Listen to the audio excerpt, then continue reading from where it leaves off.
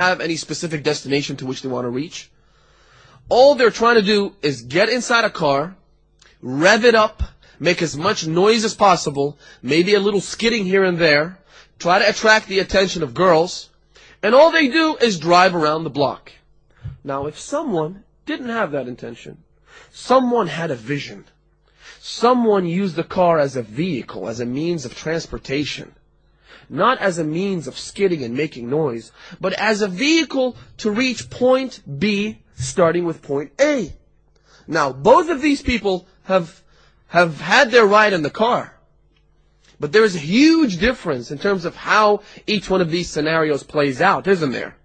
One scenario might play out in the way that the people driving around, trying to skid, trying to attract attention, trying to make noise, are very likely to be involved in an accident in the end. Whereas the other person takes all safety precautions, has a vision, has a clear path, has set the way he needs to pursue in order to reach his destination. They both drive in the car. They probably both enjoy driving the car, enjoy accelerating by pressing on the accelerator pedal, but one gets involved in an accident, the other reaches the destination safely. Nobody's telling you to abandon the pleasures of this world. قُلْ مَنْ حَرَّمَ زِينَةَ اللَّهِ الَّتِي أَخْرَجَ لِعِبَادِهِ. Allah subhanahu wa ta'ala says in the Quran. On one occasion, I believe it was the commander of the faithful who was told about 3 people. One of them had decided not to sleep, except when it was absolutely necessary, and to spend their entire lives, his entire life, to pray and to adore and to worship the Almighty Lord. The other, and they created a pact between the 3 of them.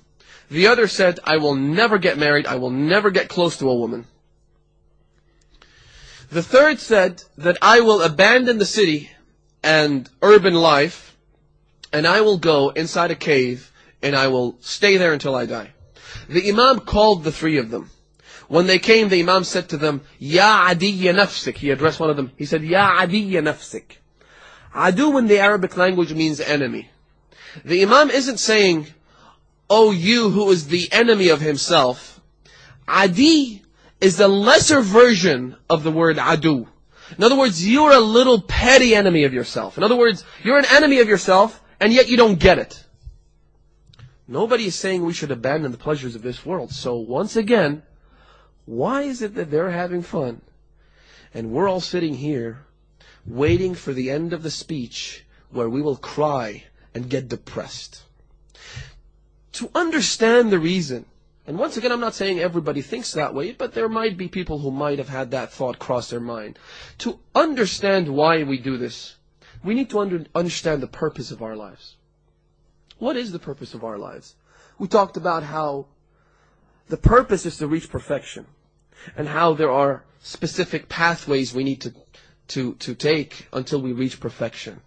And that perfection, ultimate perfection, absolute perfection, exists only with Allah subhanahu wa ta'ala.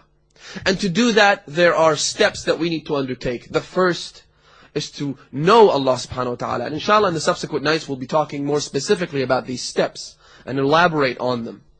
But to know Allah subhanahu wa ta'ala, to worship the Almighty Lord, that's the purpose of our lives as prescribed in the Holy Quran. وَمَا خَلَقْتُ الْجِنَّ وَالْإِنسَ إِلَّا لِيَعْبُدُونَ. I have not created the jinn or the ins, humanity and every living thing that exists and has the faculty of the intellect, which includes the jinn, except so that they would worship me. Of course, Allah subhanahu wa ta'ala isn't gaining anything about me offering my worship, my acts of worship to Allah subhanahu wa ta'ala. But that's a different topic, we'll talk about it later on. To worship God. Which is why Imam Hussain is special. And Imam Hussain deserves our tears. Imam Hussain deserves our tributes. Imam Hussain deserves our time, our energy, our resources, our attention, our money, our wealth, our lives. Because he was the one who openly and transparently and unequivocally explained to us what the purpose of our lives is. Had it not been for Imam Hussain, let me tell you something, I'll make a bold statement here, and I mean no disrespect. Had it not been for Imam Hussain and what he did on the day of Ashura, you and I and everyone else in existence would be another replica, an exact carbon copy of Yazid ibn Muawiyah. Why? It's very simple. Because as human beings, unrestricted by obedience to Allah subhanahu wa ta'ala, we are nothing but beasts who roam around in an effort, in an attempt to satisfy our desires. That's why the beast needs to be tamed. And we have so many traditions that specifically refer to the human soul as a beast that needs to be tamed.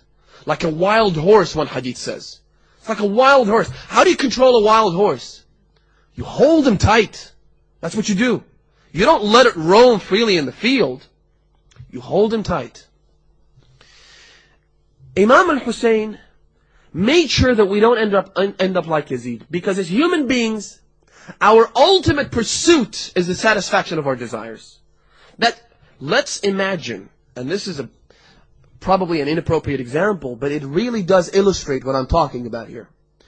Imagine if all of us sitting here tonight suddenly found ourselves without any restraints whatsoever. No moral restraints, no social restraints, because social restraints and social incentives are very, very powerful. That's why you see in certain countries, I don't know about here in the UK, but in certain countries, people who commit crimes of moral reputitude, for example, pedophiles. Pedophiles are advertised on a website in the United States. If you want to know if there is a particular pedophile in the particular neighborhood that you're trying to reside in, all you got to do is log on to this website and find out how many pedophiles live there. They have to register with the local governments, with the local authorities, with a parole officer, throughout their lives. One person commits pedophilia, God forbid, and he or she needs to be identified so that people are aware of this individual, so they take all precautions. In some countries, for example in the UAE, if someone crosses a red light, there's a whole newspaper page dedicated to people's number plates being printed on that page. So people are deterred from committing this crime again. How are they deterred? Well, if you see your number plate in the newspaper and your friends see it and they come back and tell you, or if they see your picture, right? It's humiliating, right? I mean, it's absolutely humiliating, especially if you're a respectable member of the community. So the moral incentive and the moral deterrent and the moral restraint is very, very powerful. But let's just imagine, for the sake of the argument, suddenly here tonight we find ourselves, we are not restrained by morality, we're not restrained by religion, we're not restrained by humanity, we're not restrained by anything. We wouldn't survive 5 minutes if there were no restraints. Allah subhanahu wa ta'ala wants to tame the beast. Why would we all be exact replicas of Yazid ibn Muawiyah? Because we're all out there, human beings in general, I'm talking, people who are not restrained, people whose beasts are not tamed. They're out there trying to satisfy desires and nothing else. Feed into temptations, fuel the fire. And Yazid is the ultimate example of how one can feed the desires that are built into him. Why? Because with authority, you can do anything you want. If I had the power, if I had authority, if I had prestige, if I had the political backing that Yazid did, I would do anything if left unrestrained. We'd all be carbon copies of Yazid ibn Muawiyah. With Imam Hussain, the situation take a very, very different course. Imam Hussain said, for example, in one of the very famous statements that he made, on the day Al-Walid, who was the governor of the city of Medina, summoned the Imam to come. It was night, the Imam knew what it was about, he took along with him a group of the Banu Hashim, and he instructed them, he said, if you hear my cry, if you hear me calling out for you, then you should know that I'm being attacked, that I'm being apprehended, you should come and save me. They were all waiting, their hands on their swords, on the handle of the swords. They waited outside, the Imam went inside. Al-Walid was there. He told Imam Hussain, he told him, I'm sure you've heard news about Muawiyah's death. And now, his son Yazid ibn Muawiyah has assumed the throne of the government, the throne of his father. It suddenly became a monarchy.